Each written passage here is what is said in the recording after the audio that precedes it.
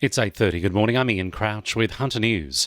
Police and corrective services are investigating a brawl at Cessnock Jail, which has left one inmate in hospital. The 32-year-old man was standing near the minimum security section when he was allegedly attacked by several prisoners yesterday afternoon. He's been treated in the John Hunter Hospital for facial and head injuries, which required stitches. Detectives have issued an appeal for information over a suspicious unit fire at Hamilton South. Fire crews are called to a unit block in Fowler Street at about 6 on Saturday morning. Senior Constable Kathy Panetta says a 46-year-old man was taken to the John Hunter Hospital suffering smoke inhalation. A crime scene was established. Police are treating the fire as suspicious. Officers from Newcastle City Local Area Command launched an investigation and are calling for any witnesses that haven't spoken with police to come forward. Anyone with information is urged to contact Crime Stoppers on 1800 333 000. A man has cheated death after a car he was working on fell off jacks and crushed him at Denman yesterday afternoon. He was treated at the scene before being flown to the John Hunter Hospital in a stable condition by the region's Westpac rescue helicopter. Authorities are shaking their heads over the latest vandalism attack at Maitland. Plants in the new garden beds at the refurbished No. 1 sports ground were ripped out and thrown across the car park early Saturday morning. It comes only a couple of weeks after a new park dedicated to a local World War I hero at Gilliston Heights was vandalised. A major redevelopment is being proposed for Newcastle East.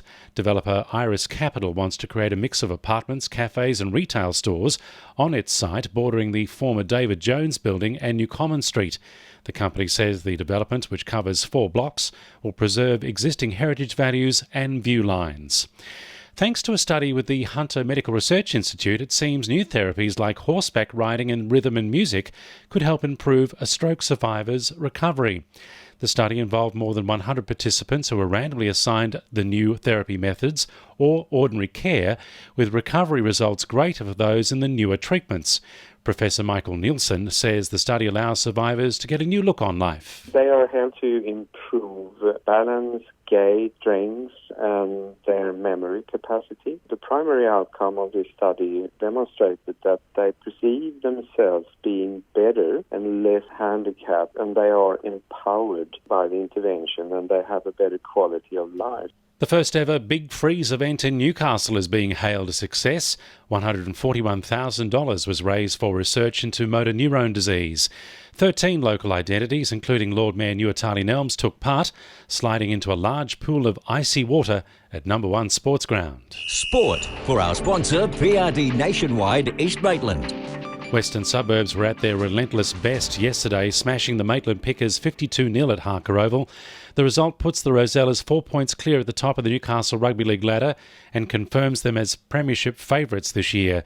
In other games, Souths beat Cessnock 16-10, Macquarie held on for a 22-16 victory over Central, and Lakes came from 16-10 down at half-time to beat Kurri Kurri 32-22.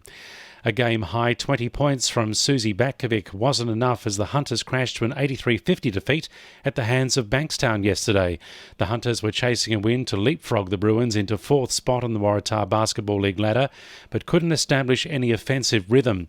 Meanwhile, in the men's competition, an understrength Hunters outfit pushed the second-place Bruins side before going down 92-77.